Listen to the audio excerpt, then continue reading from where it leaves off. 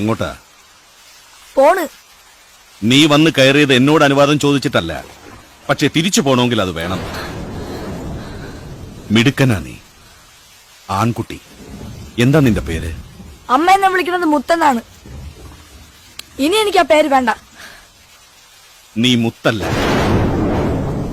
മാണിക്യമാണ്, രാജമാണിക്യം.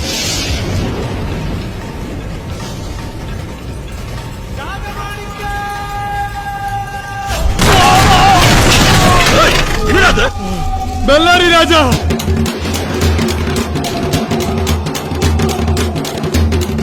ബെല്ലാരി രാജ അല്ലടി, എല്ലൂരി രാജ. നിന്റെയൊക്കെ എല്ലേളൂരാമെന്ന രാജ. എന്തൊരു ഡായ്. ആദ്യ അടി, അതിനപ്പുറം പ്യാച്ചി.